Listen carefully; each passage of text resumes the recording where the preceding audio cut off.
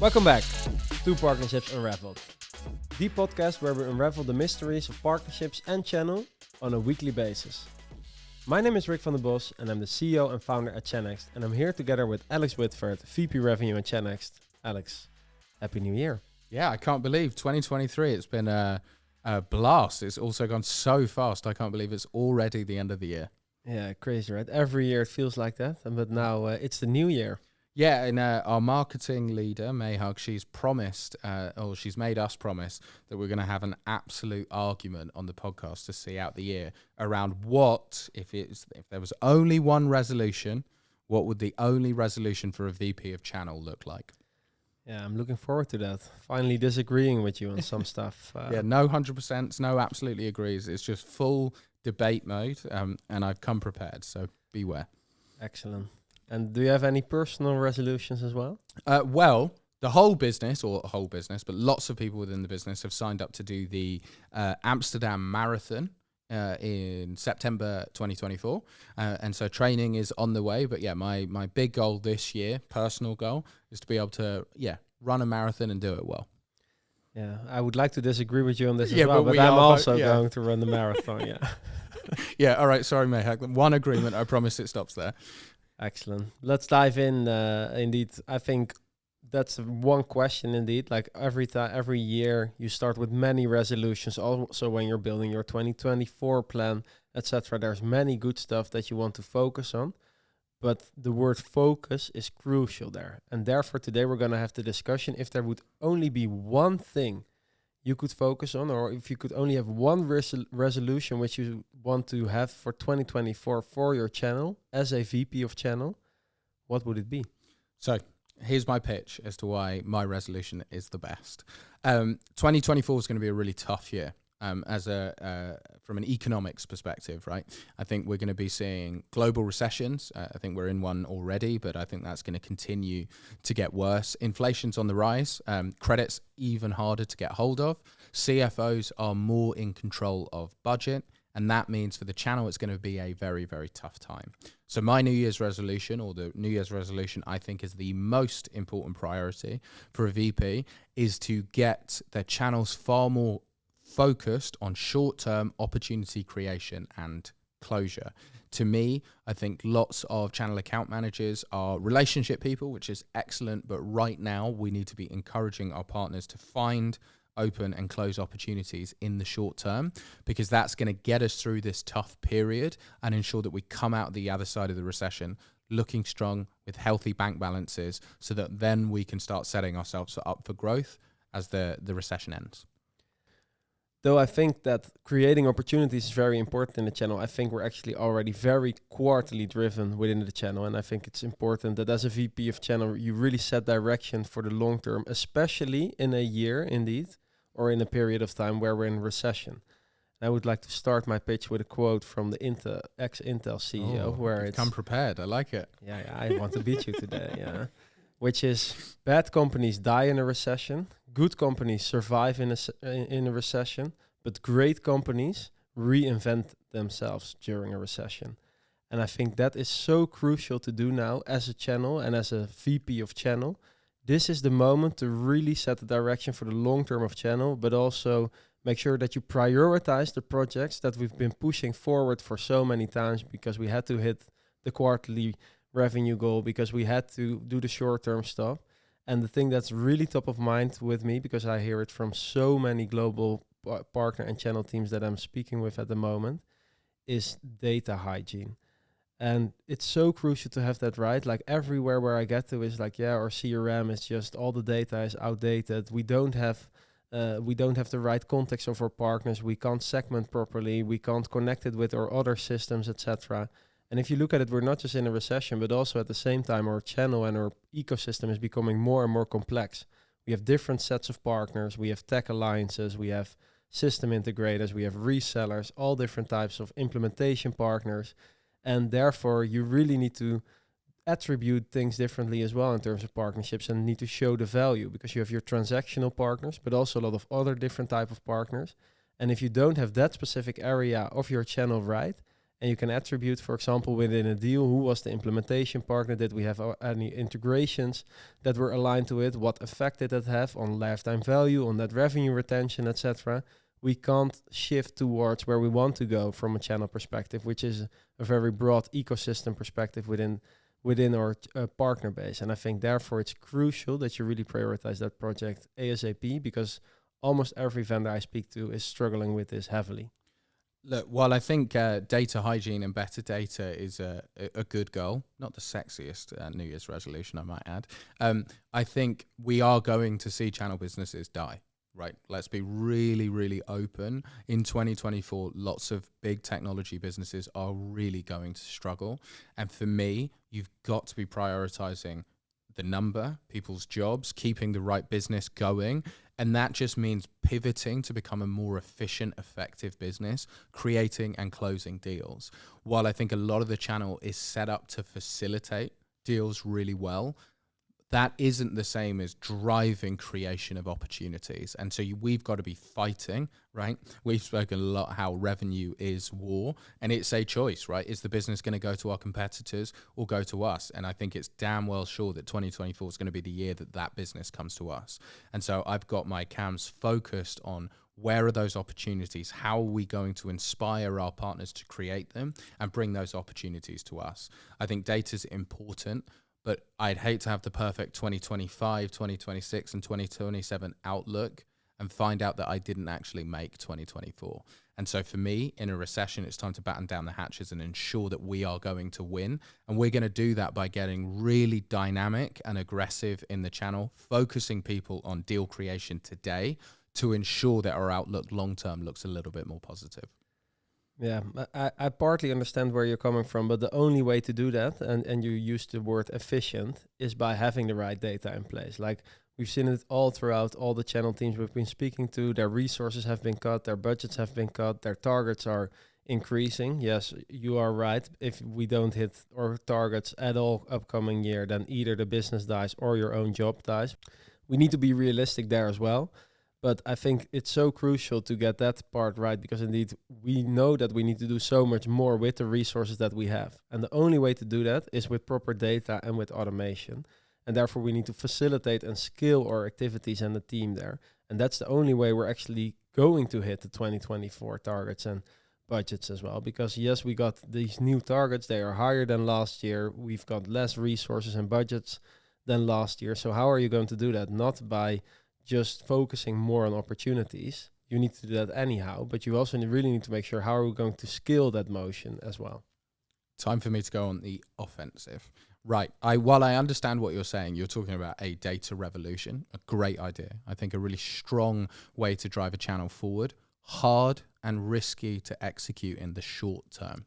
For me, what I want to be doing when I know deals are tight is focusing on the deals. I think you've got a brilliant strategy to take you through to 2025, but I don't think it's easy to make that impact in 2024. So when people's jobs are on the line, when my job is on the line, when the channel's really struggling, I'm focusing at the coalface where I know I can make an immediate impact and change the course of this business going forward. And that means focusing on the end users, focusing on the partners that I know are contributing to revenue today. I think we're perfectly aligned on how data is valuable, but do you really feel it can make an impact on the 2024 number? It depends on how you approach that. Like if you do it as a lot of the enterprises are doing it, we want to do a complete overhaul of our full CRM and all the partners at once, then indeed it's going to take a very long time. But what you should do is really look, okay, what is the impact we want to make within 24? Who are our most partners where we think we want to make that impact together? And that's where you need to focus.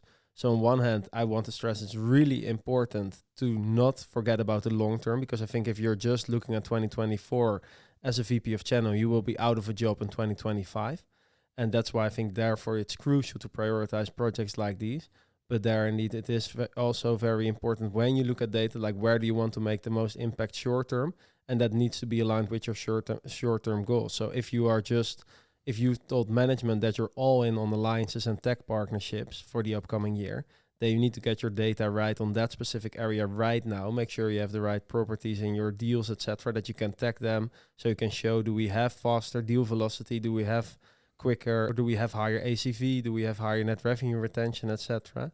So that's the way to approach it and already make impact on a very short term in such a case. And how do you think adoption goes for that through your CAMs, through your MAMs, through your partners, when they're really struggling for number and they're being asked to add in extra admin responsibilities? Do you think that's going to drive the right culture and the right behavior out of your organization? That's the balance, right? I think that's always a bit the balance between the short-term quarterly goals we're working on and the long-term where we want to head. But I am very sure if you don't do that properly, then you won't make the right decisions. Maybe for Q1 24, it's too early, but then in Q2 24, Q3 24, if you keep walking in the wrong direction, then you won't get to your revenue targets anyhow. Sure. I think the bit, I understand where you're coming from. I think the bit where my priority is well, let's pick a hypothetical company. As long as my business isn't failing right now, as long as I'm being successful today, I want to continue what's making me successful. And for me, the best sales organizations, the best partnership organizations, the best channel organizations that I've worked in, they've had a mantra around deal obsession, partner obsession, customer obsession. And while I think data is a great tool to help me, I know what my sales organization is about, and it's about building the right people, the right culture, and chasing the right opportunities to ensure that we win, right? And for me, data helps you do that, helps you make good decisions. But I know if I've got the right relationships and I'm driving my organization the best, that's going to help me continually improve, right? I don't think channel needs to be run from the stratosphere, 10,000 feet, and I'm just analyzing data. I know that people are the root of my business, and I know if I drive the right people and the right culture, we're going to get the outcomes I need. Yeah, but I think the thing you're overlooking is when you build a product, you're always talking about tech debt. Like the more you build, the more you extend, etc., the more tech debt you have. And what I've seen within almost every channel organization is that they've built up a lot of channel debt. Like it's one complete mess. The partner programs, they don't know which partners fit where anymore. Like they want to reassess a lot of things. They want to do proper analysis on where do we need to drive our CAMs actually. And if you don't sort that, then you literally can't make the right decisions there. And yes, CAMs need to be very driven in terms of a quarterly focus, etc. And they need to be driven in the regions, etc. That's just how channels operate. But if I was a VP of channel, I would really spend a lot of my time and focus together with my program managers, together with my operations people, etc. on how are we going to drive that specifically, so we can make sure that if we drive the camps continuously, that we drive them in the right direction. And that's the critical thing. So I think while I broadly agree with your statement, I think where you're maybe misaligning your priorities is the difference between urgent and important. Data is important, but does it need to be solved in a recession when everything's really tough? Or actually, should we be focusing on the more urgent requirement of keeping the ship afloat, right? That to me right now for 2024 would have to be my priority, because I'm worrying about the deals in front of me. How are we going to ensure that if we miss, it's only by a few percent, or are we even going to be able to continue growing through a recession? That really separates, and we can maybe handle some more important stuff that's less urgent, like data, when we know maybe halfway through the year, actually we're looking pretty good. Now we can invest resource, priorities, and time into something that is more important longer term. Yeah, it's the Eisenhower matrix, right? And everything that's usually most important is in the non-urgent and important area of the Eisenhower matrix. And therefore, I think that's so crucial there. It's just how you look at it. Like, how urgent is it to have it? Like, yes, you can just let it run as is. But if that means that the first 2 quarters you're doing the wrong things, or the first 3 quarters, then eventually it was extremely urgent to have it as such.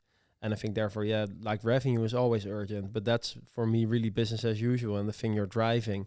But I think the actual long-term work on your specific partner set and really understanding who are my partners, what is driving them, where do we see the most opportunities at the moment, and how can we accelerate that motion? That's where you as a VP channel, I think, because you are so far away from the actual field, right? That's where you can make most impact by steering the whole channel organization in the right direction. So I think, unfortunately, for our marketing lead, we're going to hit a point of agreement, because I think this is actually the crux of how you need to decide your business. In some businesses, it's going to just be urgent, right? If we're low on cash, it's just about maintaining revenue and making sure that we've got the right deal volume, velocity, and value through the business. And in that world, I was going to swear. I won't swear. I'm not worried about data, right? Right now, it's just I'm at the coalface and I'm making sure that we are just going to win enough deals to keep us going. For other types of businesses, I think I agree, right? Which is actually, if we are not worried about hitting 70% of the number or 110% of the number, and we actually want to go through a change motion, which is going to make the next 3 to 5 years wildly successful, then I think focusing on data is going to provide a huge amount of value for how we move forward. Yeah, and I think also the other way around, indeed, I'm also very aware of how important it is to focus on the quarterly targets and the yearly targets and make sure we drive the whole team there. Maybe it's nice we dive a little bit deeper in how do you combine the two worlds, because I think VP channels, like everyone we're speaking to, they get pulled into every direction. The whole business needs them. Like, how do you prioritize and where, how do you actually like design your ultimate day? Divide and conquer, right? So for me, I really see the VP channel as 2 jobs. There's a real revenue motion. That's drive the troops, right? Make sure that we're running as fast, we're being aggressive in deal cycles, proper American revenue leader, right? That sort of behavior where we're really pushing the line forward and making sure that we win absolutely everything. But then I probably have a channel ops, a channel programs, a program lead, and that's where I'm getting them to take a more longer term view on how we can be successful, right? So while I'm not saying pick 2 resolutions, because we've promised that we're not going to do that, if I am a VP of channel, I always want to be having both a short and long-term view on how I move forward.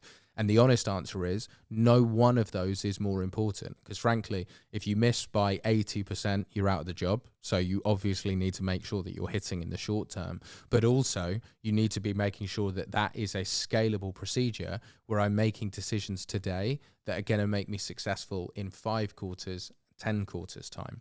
And that balance is always critical. And I find that the best way to do that is to split the priorities down into different people, because also people have different mindsets, right? There are some people who are very short-term focused. They're really great to drive the troops. There are some people who think totally in strategy.